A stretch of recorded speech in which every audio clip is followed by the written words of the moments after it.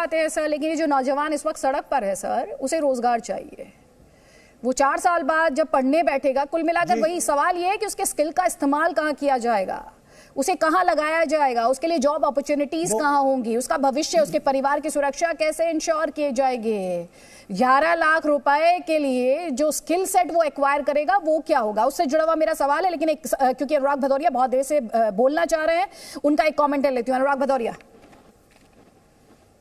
देखिए, मुझे अभी भी एक बात, जैसे हमारे जनरल साहब भी यही बात कह रहे थे कि भाई आपने सिक्योरिटी क्या दी है। आप ऑरली तो बोल रहे हो कि ये होगा वो होगा, वो तो भारतीय जनता पार्टी की आदत है। वो तो 2 करोड़ रोजगार तो प्रत्येक साल देने की बात की थी, जो अभी तक नहीं आया। 15 लाख भी देने की बात की थी। इसी तरह आज आर्मी के लिए कह रहे हैं कि इस तरह की नहीं, जब वहां से निकलेंगे तो यहाँ मिल सकता है, वहां हम प्राथमिकता देंगे, यहाँ प्राथमिकता देंगे। अरे भैया, आप रिटर्न गारंटी दीजिए ना कि जैसे वहां से निकलेंगे वैसे इनका रोजगार यहाँ पे होगा। आप एक तरह की गारंटी दे नहीं सकते। इसके मतलब आप उनके साथ धोखा करना चाहते हैं। भाई, आपके मन में अगर साफ है, आपका दिल साफ है, तो आप रिटर्न में दीजिए ना कि जैसे वहां से 70% लोग निकलेंगे उनका यहाँ रोजगार पक्का होगा। तब तो समझ में आता है कि आप उनकी बात कर रहे हो। आप ये जो लीपा पोती की बात कर रहे हो, इसके मतलब आप आर्मी को ठेके पे लेना चाहते हो। 4 साल के ठेके पे लेंगे, उसके बाद उसको जब वो एक्चुअल कहते ना भरी जवानी जब उसकी आएगी 21-22 साल में, आप 24 साल में रिटायर कर देंगे। उसके बाद वो क्या करेगा? फिर सोचिए वो क्या उसके पास अपने परिवार को पालने के लिए क्या साधन होगा, अपने आप को पालने के लिए क्या साधन होगा, इसके बारे में आपने क्या सोचा? तो ये सरकार सिर्फ और सिर्फ यूथ के साथ छलावा करना चाहती है, धोखा करना चाहती है। अगर अनुराग भदौरिया ये कह रहे हैं कि आपने सेना को ठेके पर दे दिया है, उस पर आपका जवाब?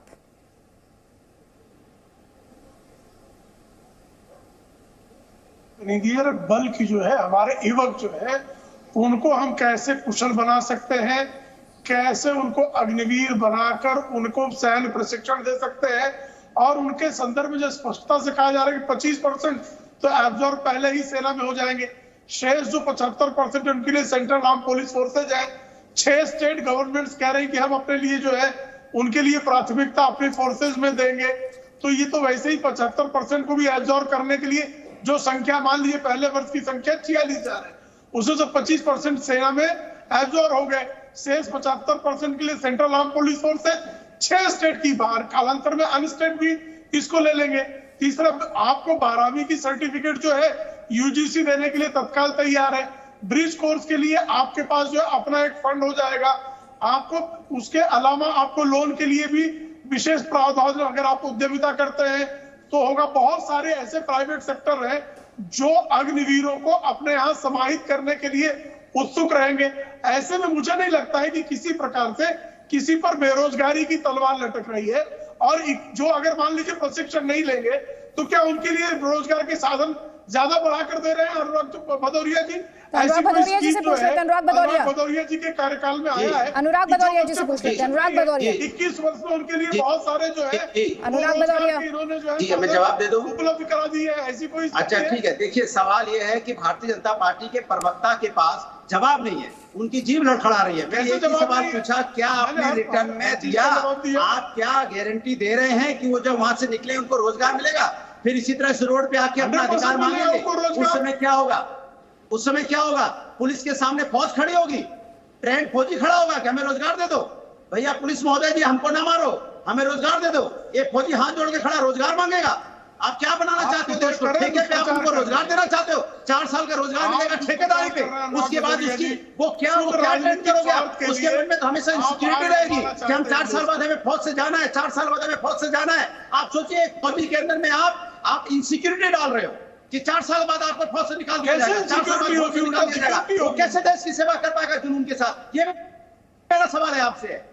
आप उसकी इनसिक्योरिटी छीन रहे हो।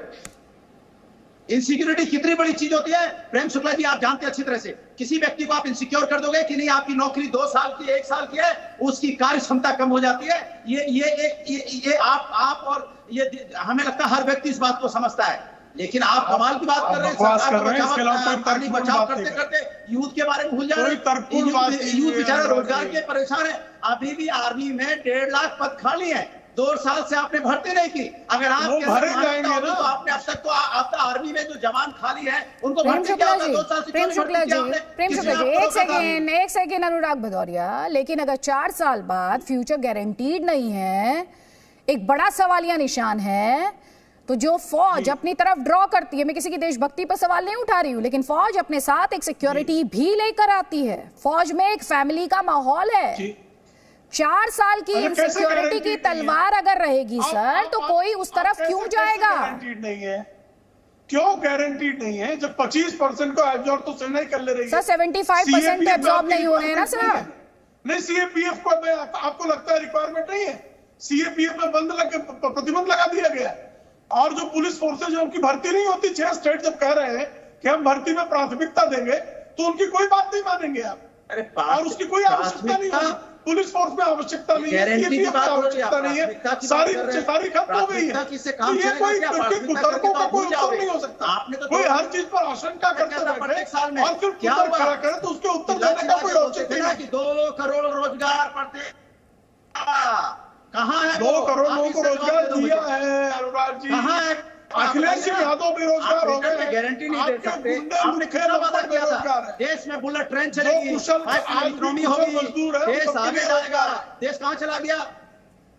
देश सफाई प्राइवेटाइज हो गई, सफाई इंडिया भी कब्जा करने वाले LIC तैयार। क्या छोड़ा है आपने? तो किस बात में यूथ भरोसा कर ले आपकी? आप बताइए ना, किस बात पे भरोसा कर ले? नौकरी होगी, घर जाओ। इसलिए गारंटी की बात, क्या गारंटी है आपके पास? क्या योजनाएं हैं? क्या आप उनको गारंटी दे रहे हो? 4 साल बाद आपको वहां से निकलेंगे, उनको दूसरी जगह रोजगार मिल जाएगा, इसकी गारंटी दे दीजिए। पॉलिटिकल तू में से अलग हम आपको तस्वीरें लगातार दिखा रहे हैं कि किस तरह से आज हिंसा हुई है, आगजनी हुई है, सड़क पर नौजवान आया है। इसीलिए एक सवाल ये भी है, क्या सरकार नौजवानों में भरोसा नहीं जगा पाई, इस डिसीजन को एक्सप्लेन नहीं कर पाई है?